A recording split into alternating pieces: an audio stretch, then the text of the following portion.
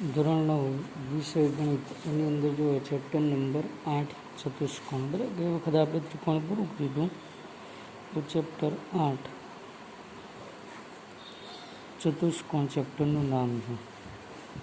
પહેલી વસ્તુ છે ચતુષ્કોણ એટલે શું, તો જેની અંદર કોણનો અર્થ થાય ખૂણા અને ચતુનો અર્થ થાય ચાર. બરાબર, ચાર ખૂણાવાળી બંધ આકૃતિ. આ હકીકતમાં છે ચાર ખૂણાવાળી બંધ આકૃતિ, ક્યાંયથી ખુલ્લી ના હોવી જોઈએ આવી રીતે. બરાબર, બધી જગ્યાએ બંધ હોય અને ચાર ખૂણા છે એટલા માટે એને ચતુષ્કોણ કહેશે.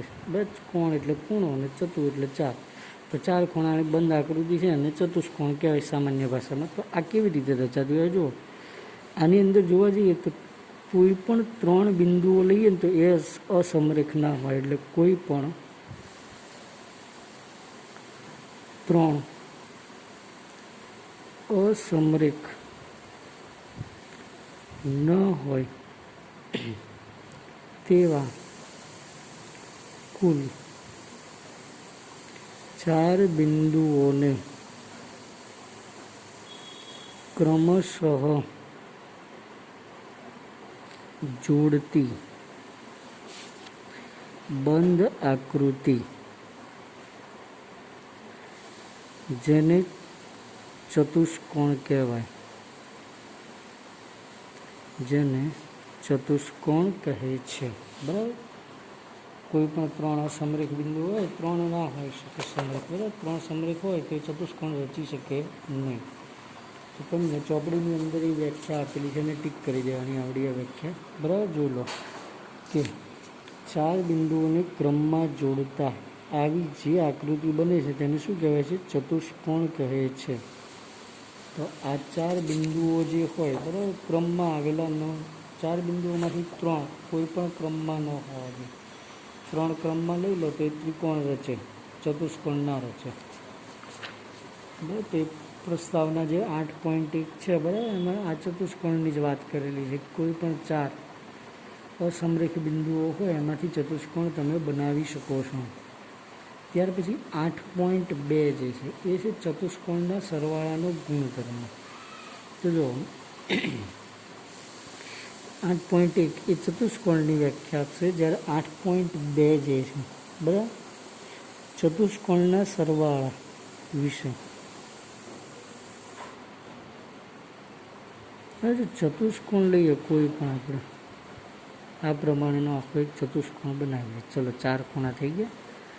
આમાંથી આપણે આમ એક વિકર્ણ દ્વારા ચતુષ્કોણને બે ભાગમાં વહેંચ્યો. બરાબર, તો આ પહેલો ત્રિકોણ અને આ બીજો ત્રિકોણ. તો ચતુષ્કોણમાં દરેક અહીંયા આગળ બે ત્રિકોણમાં વિભાજિત કર્યો આપણે ચતુષ્કોણને. તો ત્રિકોણ, એક ત્રિકોણ હોય, બરાબર, તો એના ત્રણેય ખૂણાઓનો સરવાળો કેટલો થાય, 180. આ ત્રિકોણ છે તો એને ત્રણેય ખૂણાઓનો સરવાળો 180. તો ટોટલ 180 વત્તા 180 કુલ થશે 360. બરાબર, તો ચતુષ્કોણમાં જે ખૂણાઓનો સરવાળો છે એના વિશે એટલું યાદ રાખવાનું કે ચારેય ખૂણાઓનો સરવાળો કેટલો થાય, 360. તો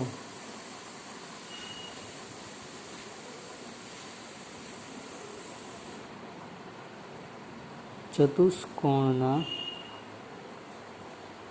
ચારેય ખૂણાઓનો સરવાળો 360 થાય. હવે આનું સિમ્પલ સીધું લોજિક એ છે કે બે ત્રિકોણ રચે. બરાબર, ચતુષ્કોણની અંદર બે ત્રિકોણ આવેલા હોય તો બે ત્રિકોણ છે, એક ત્રિકોણ 180 હોય તો બંને ત્રિકોણના થઈ ટોટલ 360 થશે. પેજ નંબર 123 ઉપર જો તમને ચોપડીની અંદર પેજ નંબર 123 ઉપર આપેલું છે કે ચતુષ્કોણના ચારેય ખૂણાઓનો સરવાળો 360 થાય. MCQમાં પૂછાઈ શકે, શોર્ટ ક્વેશ્ચનમાં પૂછાઈ શકે. એ સિવાય આ પ્રશ્ન તમારે દાખલા ગણવાની અંદર પણ ઉપયોગી બનશે. ત્યાર પછી જે એ છે ચતુષ્કોણના પ્રકાર. તો જો 8.3 જે છે ભાગ, બરાબર. આ 8.3 છે ને છે ચતુષ્કોણના પ્રકાર. આ સૌથી વધારે યોગ્ય સમજવા માટે છે. તો ચતુષ્કોણના પ્રકાર, એમાંથી પહેલો પ્રકાર લઈએ આપણે તો એ સમલંબ. બરાબર, પહેલો પ્રકાર લઈશું સમલંબ. હવે સમલંબ ચતુષ્કોણનો અર્થ શું? તો એ ચતુષ્કોણમાં માત્ર બાજુની એક જ જોડ સમાંતર હોય. આ ચતુષ્કોણ બનાવ્યો મેં એ બી, આ બાજુ લઈએ ડીસી. ત્યાં જો એ બી અને ડીસી આ બંને પરસ્પર કેવા કહેવાય? સમાંતર. આવી એક જ જોડ મળે. પછી જે બાજુ સમાંતર નથી, એડી અને બીસી બાજુ, એડી અને બીસી બાજુ બંને કેવી હશે? સરખી હોય. અને દરેક વખતે સમાન હોવું પણ જરૂરી નથી. પણ મોસ્ટ ઓફ દાખલાઓ તમને જે આપશે ગણવામાં, એમાં આ બાજુઓ સમાન પણ આપેલી હોય છે, એટલે એટલું ધ્યાન રાખો. પરંતુ સૌથી મહત્ત્વની બાબત એ હશે બાજુઓમાં, આ શરત ક્યારેક હશે પણ ખરી, ક્યારેક ના પણ હોય, બરાબર. પરંતુ સૌથી મહત્ત્વનું શું હોય? બાજુઓની એક જ જોડ સમાંતર હોય. એટલે કે એ બી સમાંતર ડીસી અથવા તો સીડી કહી શકીએ. માત્ર એક જ જોડ સમાન હોય, બીજી જોડ સમાન હશે નહીં. આવા ચતુષ્કોણને કહેવાય સમલંબ ચતુષ્કોણ, બરાબર. ફક્ત એક જ જોડ સમાન હોય એને સમલંબ ચતુષ્કોણ કહેવાશે. ત્યાર પછીનો ચતુષ્કોણ બીજો લઈએ હવે, બરાબર. તો બીજો ચતુષ્કોણ જે છે એને આપણે કહીશું સમાંતર બાજુ ચતુષ્કોણ. સમાંતર બાજુ ચતુષ્કોણ. તમે ગણિતની ચોપડી જે છે એની અંદર પણ 8.3માં તમે આ જ પ્રમાણે લિંકમાં જોઈ શકશો, બરાબર. તો પહેલું સમાંતર બાજુ ચતુષ્કોણ એટલે શું? એ ચતુષ્કોણનો આકાર આવી રીતે હોય. હવે જો અહીંયા બાજુઓની જોડ પરસ્પર સમાંતર હશે બંને, બરાબર. જેમ કે એક્સ વાય ઝેડ ડબલ્યુ લઈએ, બરાબર. તો આ એક્સ ડબલ્યુ અને વાય ઝેડ બંને પરસ્પર સમાંતર છે. એવી જ રીતે એક્સ વાય અને ડબલ્યુ ઝેડ પણ સમાંતર હોય. એટલે કે અહીંયા આગળ આપણે લખી શકીએ એક્સ ડબલ્યુ સમાંતર વાય ઝેડ, અને બીજી બાજુ એક્સ વાય સમાંતર ડબલ્યુ ઝેડ, બરાબર. સમાંતર હોય એની નિશાની ઊભા બે લીટા કરી દેવાના. કોઈ પણ જ્યારે બાજુ સમાંતર બતાવી છે ત્યારે એની વચ્ચે બે ઊભી લાઈનો કરી દેવાની, બરાબર. સમાંતર બાજુ બતાવે તો સમાંતર બાજુ ચતુષ્કોણમાં શું થયું? સામ સામેની બંને જોડ સમાંતર છે, બરાબર. જો અહીંયા આગળ મેં નિશાની અલગ અલગ કરી છે, એનું કારણ એવું હશે કે આ બાજુનું અને આ બાજુનું બંનેના માપ અલગ અલગ હશે, સરખા હશે નહીં. કેમ કે આ સરખા હોત તો સમબાજુ બને, પરંતુ આ સરખા હોતા નથી. એક બાજુ મોટી હશે અને એક બાજુ નાની હોય ત્યારે સમાંતર બાજુ ચતુષ્કોણ રચે છે. ત્યાર પછી નંબર 3 એ છે લંબચોરસ. બસ બીજા નંબર ઉપર આપણે લઈએ લંબચોરસ. તો આ ચતુષ્કોણમાં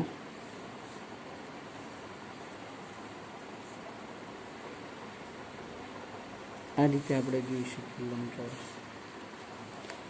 હવે અહીં આગળ જોવા જઈએ તો ધારો કે આપણે આને PQRS નામ આપીએ છીએ.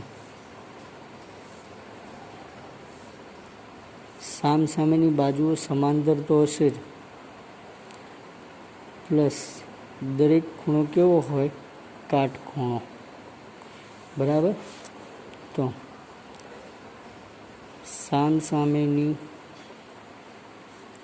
બાજુઓની પ્રત્યેક જોડ સમાંતર હોય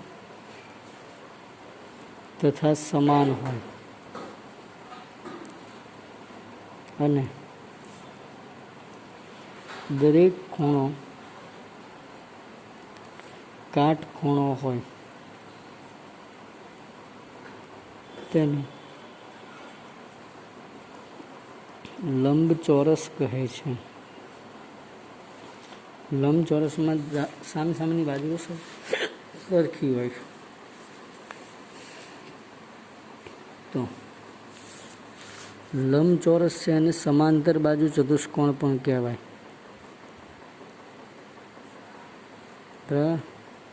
કારણ સામેની બાજુઓની જોડ કેવી છે?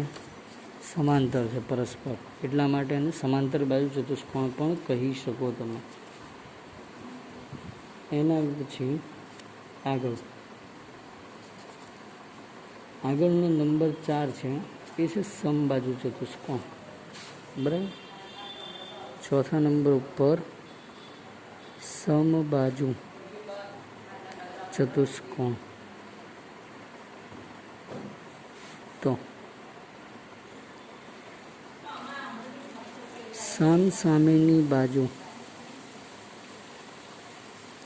પરસ્પર સમાંતર હોય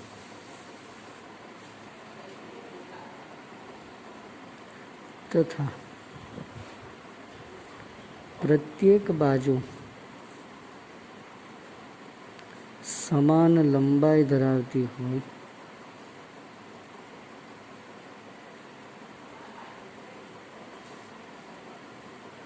તો તેને સમબાજુ ચતુષ્કોણ કહે છે.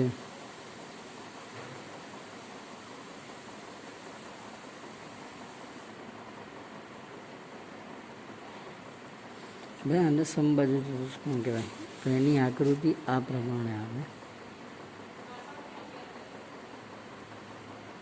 હવે આ ચતુષ્કોણ છે ABCD, એમાં સૌથી વધારે શું હોય તો કે દરેક બાજુ સરખી છે વત્તા સામેની બાજુઓની જોડ પણ સમાન છે.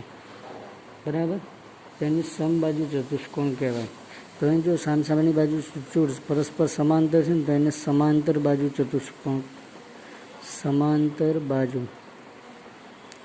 ચતુષ્કોણ પણ કહેવાય. બીજું, આના વિકર્ણ હંમેશા કાટખૂણે જ છેદે. બરાબર, એટલે વિકર્ણો કાટખૂણે છેદે છે, જ્યારે લંબચોરસમાં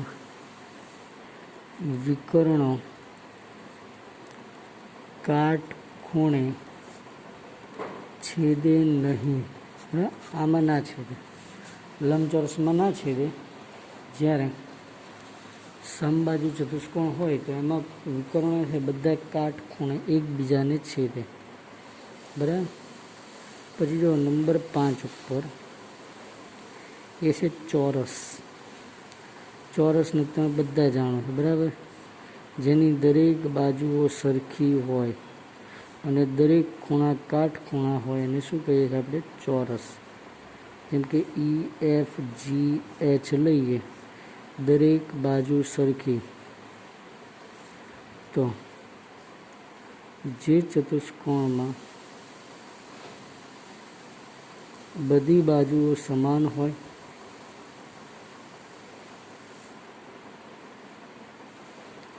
તથા દરેક ખૂણા કાટખૂણા હોય તેને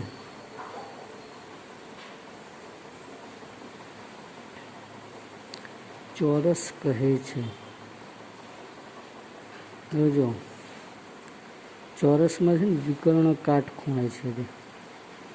વિકર્ણો કાટખૂણે છેદે છે. બીજું, ચોરસ છે એને समांतर बाजू चतुष्कोण कही शको।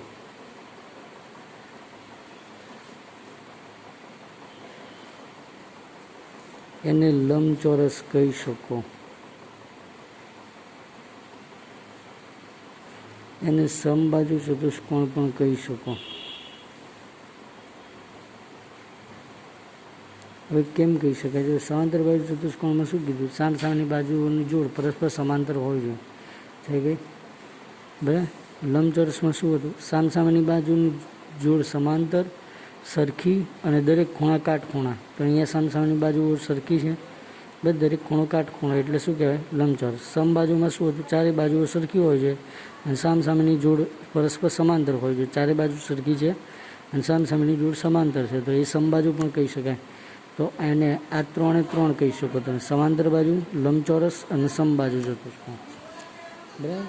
ત્યાર પછી છઠ્ઠા નંબર ઉપર જે ચતુષ્કોણ છે એ પતંગાકાર ચતુષ્કોણ જેને કહેવાય।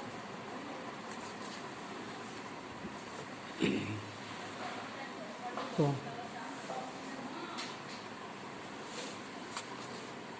છઠ્ઠા નંબર ઉપર પતંગાકાર ચતુષ્કોણ। હવે પતંગાકાર ચતુષ્કોણમાં શું હોય?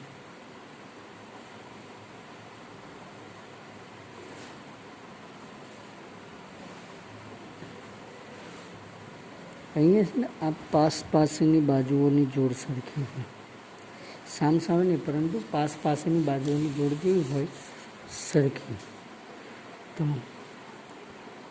પાસેની બાજુ સમાન થાય તથા વિકર્ણ કાટખૂણે છેદે આવા ચતુષ્કોણને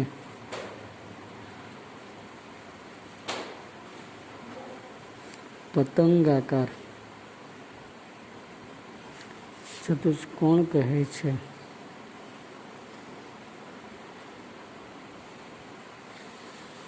આને પતંગાકાર, અહીંયા આગળ આપણે વિકર્ણ બનાવીએ બંનેના, તો વિકર્ણ હંમેશા કેવો છે?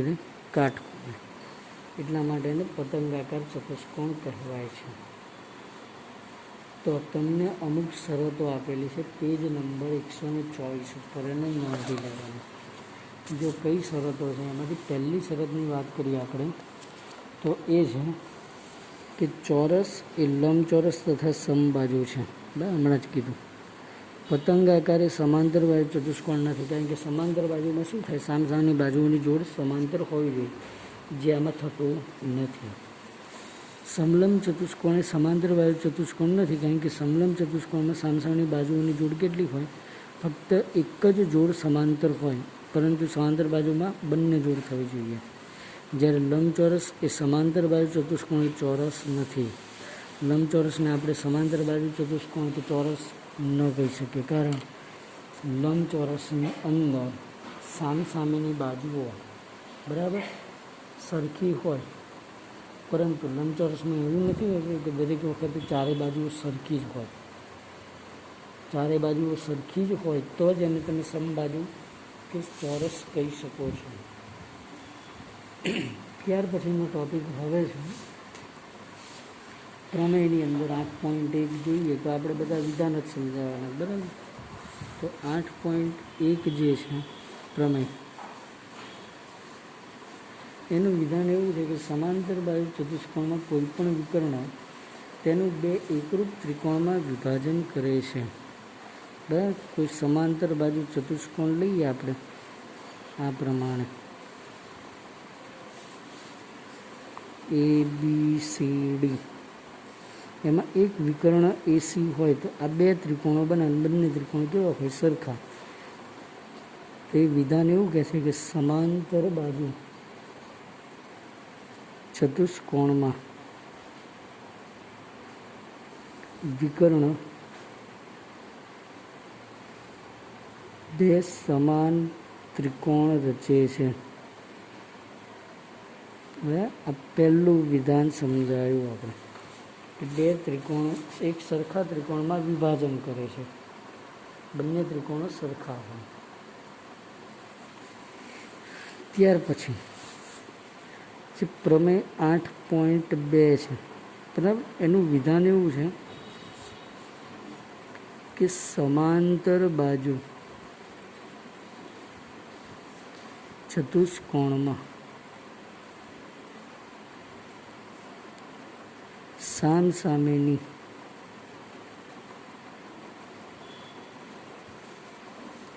બાજુઓની જોડ સમાન હોય અથવા બાજુઓ સમાન હોય છે. હવે આવું કેવી રીતે થાય? જો અહીં આપણે શું કીધું, બંને ત્રિકોણો કેવા થયા? સરખા. બંને ત્રિકોણો સરખા છે, બંને ત્રિકોણોને કેવા કહેવાય? એકરૂપ ત્રિકોણો. એકરૂપ ત્રિકોણો હોય તો અનુરૂપ બાજુઓ પણ કેવી થાય? એકરૂપ. એટલે કે બીસી બાજુ છે એવી અહીંયા એડી બાજુ થાય, એબી બાજુ છે એવી અહીંયા સીડી બાજુ થાય, અને એસી ને એકરૂપ એસી થાય. બરાબર. તો આ શું કહી શકીએ? સામસામેની બાજુઓની જોડ કેવી થઈ ગઈ? સરખી. બરાબર. કેમ? સમાન ત્રિકોણ હોવાથી એકરૂપ થાય, જેથી અનુરૂપ અંગો સમાન હોય. આ સીધું છે એમ કે અનુરૂપ અંગો છે ને એ કેવા હશે? સરખા. એટલા માટે. ત્યાર પછી પ્રમેય 8.3 એવો છે કે જો ચતુષ્કોણની સામસામેની બાજુઓની પ્રત્યેક જોડ સરખી હોય એટલે સમાન હોય તો તે ચતુષ્કોણ કેવો હોય? સમાંતર બાજુ ચતુષ્કોણ. હવે આ બાજુઓની જોડ સરખી હોય સામસામેની, બરાબર, તો બંને ત્રિકોણો ભેગા કરો તો બંને ત્રિકોણો ભેગા થઈને રચે છે એક ચતુષ્કોણ રચે છે. આટલા માટે એના માટે થઈ આપણે કહી શકીએ કે ચતુષ્કોણ જે રચ્યો છે, બરાબર, એ કેવો હશે? સમાંતર બાજુ ચતુષ્કોણ રચાય છે. ત્યાર પછી